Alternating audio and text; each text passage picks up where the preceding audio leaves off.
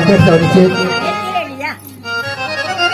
तो आपको बड़े ही सुंदर और सरल स्वभाव में हमारे श्री नरेश भाई जी माँ तारा रानी की कथा सुनाने जा रहे हैं। एक बार जोर से जयकारा बोलिए सच्चे दरबार की जय। आवाज जोर से बोलिए सच्चे दरबार की जय। हाँ, और तारा रानी की कथा के समय सोना नहीं, पूरी रात आप लोग बैठे रहे। तारा रानी की कथा 10 मिनट की है, इसमें सोना नहीं किसी ने। जो तारा रानी की कथा के समय सोए वो कौन सी जन्मभूमि में जाता है? गोई। बोलिए सच्चे दरबार की। हाँ, तो सभी ने माता रानी के दरबार में बैठ के हाजिरी लगानी है। तो आइए तारा रानी की कथा।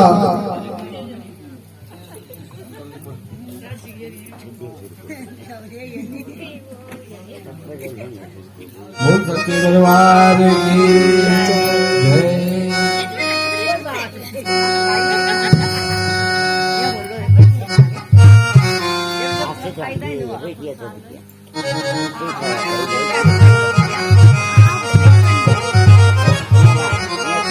बोल सच्चे दरबार की।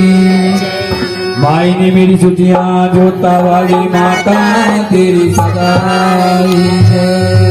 तो मेरी माता दिए तस्वीर मैं प्यार तेरे नाल लाया। मेरी माता दिए तस्वीर मैं प्यार तेरे नाल लाया। मेरी तस्वीर मैं प्यार तेरे नाल लाया। मेरी माता दिए तस्वीर मैं प्यार तेरे नाल लाया। मैं प्यार तेरे नाल लाया।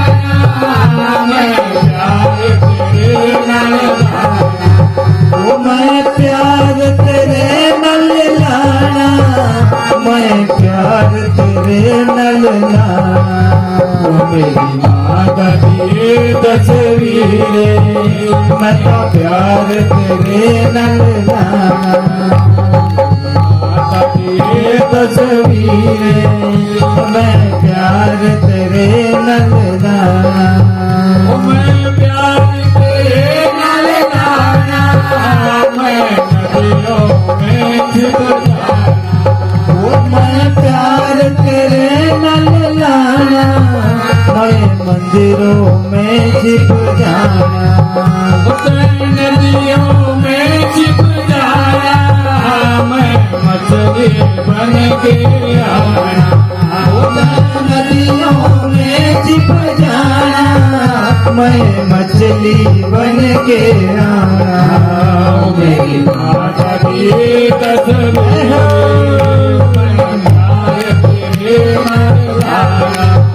मेरी माता दिए तस्वीर मैं तो प्यार तेरे नाल लाया। माता दिए तस्वीर मैं प्यार तेरे नाल लाया। मैं प्यार तेरे नाल लाया। मैं बागों में छिप जाना। प्यार मेरे नाल लाना। मैं बागों में छिप जाना। बागों में छिप जाना। मैं बागन बन के आना। बागों में छिप जाना। मैं बागन बन के आना। मेरी माता दिए तस्वीर मेरा प्यार तेरे नाल लाया। मेरी माता दिए तस्वीर मैं प्यार तेरे नाल लाया। प्यार तेरे नाल लाया। मैं फूलों में छिप जाना। तै प्यार मेरे नाल लाना। मैं फूलों में छिप जाना। फूलों में छिप जाना। मैं भौरा बन के आना। फूलों में छिप जाना। मैं बंगला बन के आना मेरी माता की ये तस्वीरें मेरा प्यार तेरे नल लाना मेरी माता की ये तस्वीरें मेरा प्यार तेरे नल लाना मेरी माता की ये तस्वीरें मेरा प्यार तेरे नल लाना मेरी माता की ये तस्वीरें मैं प्यार तेरे नल लाना मेरी माता की ये तस्वीरें मैं प्यार तेरे नल लाना मेरी प्यार तेरे नल लाना बोल सकते दरबार की जय माई ने मेरी दुनिया जोता वाली माता तेरी सदा ही जय करो शेरा वाली ला बोल सच्चे दरबार की जय बोले तारा मैया की जय प्यारे बच्चों अब समय हो चुका है माता तारानी कथा का सारे भक्तों से मेरा निवेदन कि माता तारानी की कथा को सुने बोल सच्चे दरबार की वो सुनो रे सुनाओ तुमको कहानी तारा रानी की सुनो सुनो रे सुनाओ तुमको कहानी तारा रानी की सुनो सुनो रे सुनाओ तुमको कहानी तारा रानी की सुनो सुनो रे सुनाओ तुमको कहानी तारा रानी की कहानी दोनों बना की कहानी तारा रानी की कहानी दोनों बना की सुनो रे सुनाओ तुमको कहानी तारा रानी की सुनो सुनो रे सुनाओ तुमको कहानी तारा रानी की बोल सच्चे दरबार की जय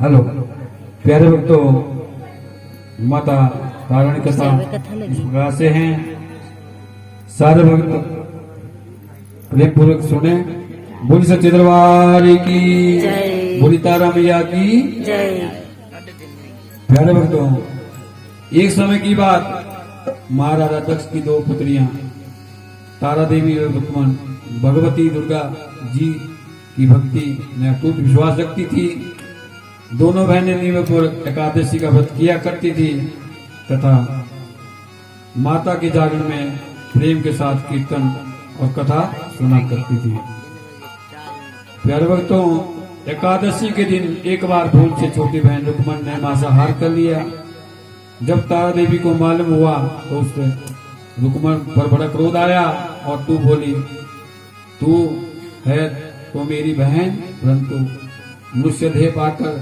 भी तूने नीच योनि प्राणी जैसा काम किया है तू तो छिपकली बनने हो गया है बड़ी बहन के निकले हुए शब्दों को रुक्मन ने शिरोधार कर लिया और साथ ही प्रायश्चित करने का उपाय पूछा तो तारा देवी ने कहा त्याग और प्रकार से सब पाप छूट जाते हैं दूसरे जन्म में तारा देवी इंद्रलोक की अप्सरा बनी और छोटी बहन रुक्मन छिपकली की योनि में प्रायश्चित का अवसर ढूंढने लगी द्वापर युग में जब 5 पांडवों ने अश्वमेध किया तब उन्होंने अपने दूत भेजकर दुर्वासा जी से 33 को देवताओं को निमंत्रण दिया तब दुर्वासा ऋषि के स्थान पर निमंत्रण लेकर गया तो दुर्वासा ऋषि बोले यदि 33 करोड़ देवता उसमें भाग लेंगे तो उसमें सम्मिलित नहीं हो सकता दूत 33 करोड़ देवता को निमंत्रण लेकर वापस पहुंचा और दुर्वासा ऋषि का वृत्तांत पांडवों को कह सुनाया कि वे सब देवता को बुलाने पर नहीं आए यह कार्य हुआ 33 करोड़ देवता यज्ञ में भाग लेने के लिए गए तो उन्होंने दुर्वासा ऋषि को ना देखकर पांडवों से पूछा कि आपने दुर्वासा ऋषि को क्यों नहीं बुलाया इस पर पांडवों ने नम्रता सहित उत्तर दिया कि निमंत्रण को भेजा था और तो अहंकार के कारण नहीं है यज्ञ में पूजन हवन आदि निर्विघ्न समाप्त हुए। भोजन के लिए भंडारे की तैयारी होने लगी। दुर्वासा ऋषि ने जब देखा कि पांडवों ने उनकी परीक्षा कर दी है तो उन्होंने अत्यंत क्रोध करके पक्षी का रूप धारण किया और अपनी चोंच में सर्प लेकर भंडारे में फेंक दिया। जिसका किसी को पता न चला वह सर्प खीर की कढ़ाई में गिरकर छिप गया। एक छिपकली जो पिछले जन्म में तारा देवी की छोटी बहन थी तथा बहन के शब्दों का सेवा करके इस जन्म में छिपकली बनी हुई थी, सर्प का भंडारे में गिरना देख रही थी। उसे त्याग वे पर्व प्रकार की शिक्षा अब तक याद थी। यह भंडार घर की दीवार पर चिपके हुए समय की प्रतीक्षा करती रही। अनेकों लोगों के प्राणों के लिए उसने अपने प्राणों को निछावर करने का मन ही मन निश्चय किया। जब भंडारे में खीर दी जाने वाली थी तो सबकी आंखों के सामने वह छिपकली दीवार से कूद कर कढ़ाई में जा गिरी। निरान लोग छिपकली को बुरा भला कहते हुए खीर की कढ़ाई को खाली करने लगे। उसी समय उन्होंने उसमें एक मरे हुए सर्प को देखा। अब सबको ही मालूम हुआ कि छिपकली ने अपने प्राणों को लेकर हम सब के प्राणों की रक्षा की है। इस प्रकार सब उपस्थित सज्जनों ने और देवताओं ने उस छिपकली के लिए प्रार्थना की कि उसे सब योनि से उत्तम मनुष्य जन्म का प्राप्त हो तथा अंत में मोक्ष को प्राप्त करें। इस जन्म में छिपकली राजा समुद्र के घर कन्या ली और दूसरी बहन तारा देवी ने फिर मनुष्य जन्म लेकर तारावती नाम के अयोध्या के प्रतापी राजा हरिश्चंद्र के साथ विवाह किया। दूसरी बहन रुक्मणी जो पिछले जन्म में छिपकली थी तो राजा सप्रस के घर में जन्म लिया और राजा सप्रस ने जोशियों से कन्या की कुंडली बनवाई और जोशियों ने राजा को बताया कि कन्या राजा के लिए हानिकारक सिद्ध हो सकती है, सगुन ठीक नहीं है, अतः से मरवा दीजिए। वो सच्चे दरबार की राजा बोले लड़की को मारने का पाप बहुत बड़ा होता है, उस पाप का भागी नहीं बन सकता। तब जोशियों ने विचार करके राय दी कि हे राजन, आप इस लकड़ी के संदूक को में सोना चांदी जुड़वा दो, फिर संदूक के भीतर उस लड़की को बंद करके नदी में प्रवाहित कर दीजिए। सोने चांदी से जड़ा हुआ संदूक अवश्य कोई लाल से निकाल लेगा और आपकी कन्या को भी पाल लेगा और आपको किसी प्रकार का भी पाप नहीं लगेगा। राजा ने ऐसा ही किया और नदी में बहता हुआ संदूक काशी के समीप भंगी को दिखाई दिया। उस संदूक को नदी से बाहर निकाला गया और तब खोला गया तो सोने चांदी के अतिरिक्त एक अत्यंत रूपवान कन्या दिखाई दी। उस भंगी के कोई भी संतान नहीं थी। जब उसने अपनी पत्नी को कन्या ला कर दी तो उसकी प्रशंसा का कोई ठिकाना नहीं रहा। उसने अपनी संतान को सम्मान ही बच्ची को छाती से लगा लिया और भगवती की कृपा से स्तनों में दूध उभराया और पति पत्नी दोनों ने कन्या का नाम रुको रख दिया। रुको के जवान होने पर शादी अयोध्या के एक सजाती युवक से साथ कर दी गई और संजोगवश रुको सास महाराजा हरिश्चंद्र घर सिपाही आदि का काम करने जाया करती थी। एक दिन वह बीमार पड़ गई। इलान रुको महाराजा हरिश्चंद्र के यहाँ काम करने के लिए पहुंच गई। महाराजा की पत्नी तारा देवी ने जब रुको को देखा तो वह अपने पूर्व जन्म के पुण्य से उसे पहचान गई। तब तारा मती ने रुको से कहा, बहन तुम मेरी निकटा कर बैठो। महारानी की बात सुनकर रुको बोली, महारानी जी मैं नीच जाति की भगनी हूँ, भला मैं आपके पास कैसे बैठ सकती हूँ। तब तारा मती ने कहा, बहन पूर्व जन्म में तुम मेरी सगी बहन थी। एकादशी का व्रत खंडित करने के कारण तुझे छिपकली की योनि में जाना पड़ा। जो होना था सो हो चुका। अब तुम अपने इस जन्म को सुधारने का उपाय करो तथा भगवती माता वैष्णव की सेवा करके अपना जन्म सफल बनाओ। यह सुनकर उसको बड़ी प्रशंसा हुई और उसने उपाय पूछा। तो रानी ने बताया कि वैष्णव माता सब मनोरथों को पूरा करने वाली है। जो लोग श्रद्धापूर्वक माता का पूजन और जागरण करते हैं उनकी सब मनोकामना पूर्ण होती है। बोल सच्चे दरबार की जय। कारा तारा मैया जी का बोल सच्चे दरबार की।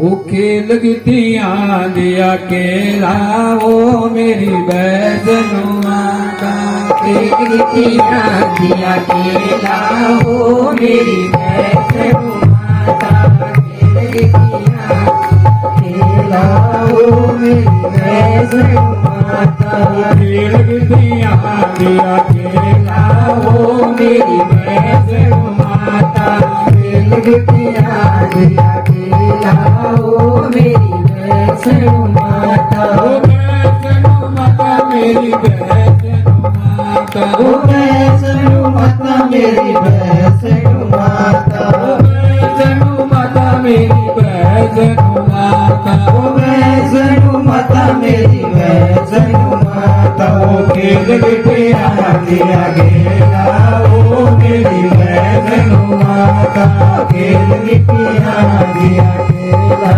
ओ मेरी वैष्णो माता ओ पहली पहली बार मेरी गंगा मैया खेल दे वो पहली बार मेरी गलबा मैया खेल दी गलबा मैया खेल दीजिए गलबा मैया खेल दी वो गलबा मैया खेल दीजिए गलबा मैया खेल दी वो जीत गई ओ मेरी वैष्णो माता जीत गई ओ मेरी वैष्णो माता ओ कितनी दूरी बार मेरी बढ़िया मैया खेल दे ओ तुझी बार मेरी बढ़िया मैया खेल दी ओ दूजी बार मेरी बढ़िया मैया खेल दे ओ तुझी बार मेरी बढ़िया मैया खेल ओ दी जीत गई ओ मेरी वैष्णो माता वो जीत गई ओ मेरी वैष्णो माता लगतिया दिया केला ओ मेरी वैष्णो माता लगतिया दिया केला ओ मेरी वैष्णो माता ओ तीजी बार मेरी नैना मैया खेल दे ओ तीजी बार मेरी नैना मैया खेल दी ओ नैना मैया खेल दी नैना मैया खेल दी ओ नैना मैया खेल दी नैना मैया खेल दी ओ जीत गई ओ मेरी वैष्णो माता जीत गई ओ मेरी वैष्णो माता लगतिया दिया केला ओ मेरी वैष्णो माता लगतिया दिया केला ओ मेरी वैष्णो माता वो सच्चे दरबार की जय। प्यारे भक्तों, रुक्को ने प्रसन्न होकर माता की विनती करते हुए कहा, हे माता, यदि आपकी कृपा से मुझे एक पुत्र प्राप्त हो जाए तो मैं भी आपका पूजन में जागरण करवाऊंगी। उसकी प्रार्थना को माता ने स्वीकार कर लिया। इसके फलस्वरूप 10वें महीने में उसके गर्भ से एक अत्यंत सुंदर बालक ने जन्म लिया।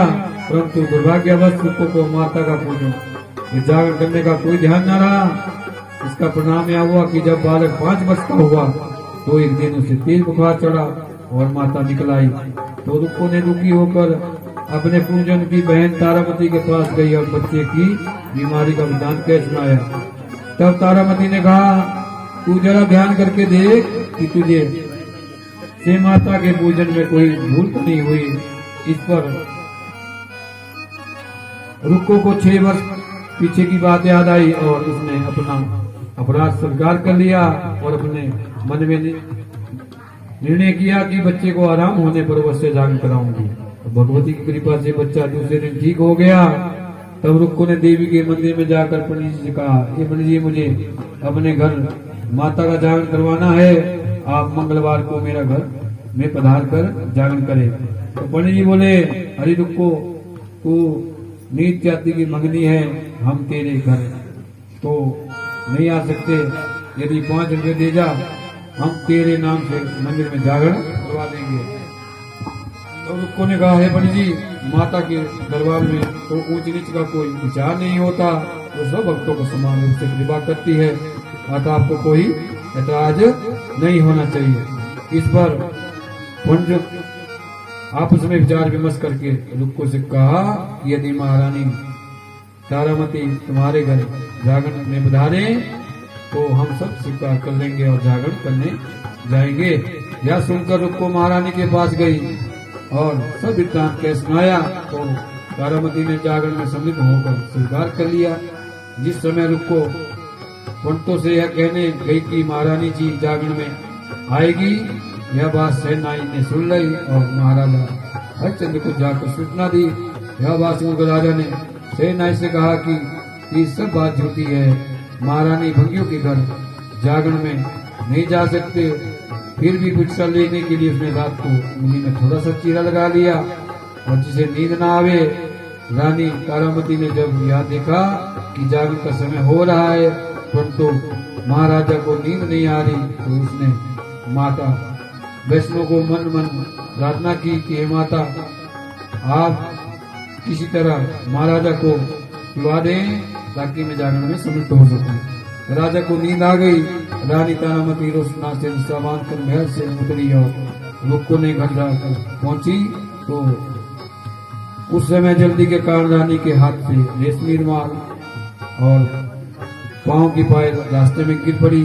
थोड़ी देर बाद राजा हरिश्चंद्र की नींद खुल गई तो वे भी रानी का पता लगाने को घर से बाहर निकल मार्ग में पायल और रुमाल लेकर अपने पास उठा दिया तथा जागरण हो रहा था उस स्थान पर जा पहुंचे और एक कोने में चुपचाप बैठकर दृश्य देखता रहा। जब जागरण समाप्त हुआ तो सबने मिलकर माता रानी की अरदास की और उसके बाद प्रसाद बांटा गया। रानी तारामती को जब प्रसाद मिला तो उसने झोली में रख लिया। यह देखकर लोगों ने पूछा कि आपने प्रसाद क्यों नहीं खाया? यदि आप प्रसाद नहीं खाएंगी तो कोई नहीं खाएगा। रानी बोली, तूने तो जो प्रसाद मुझे दिया है मैंने महाराजा के लिए रख लिया है, अब मुझे मेरा प्रसाद दे दो। दूसरी बार प्रसाद लेकर तारामती ने खा लिया। इसके बाद सब भक्तों को प्रसाद बांटा गया।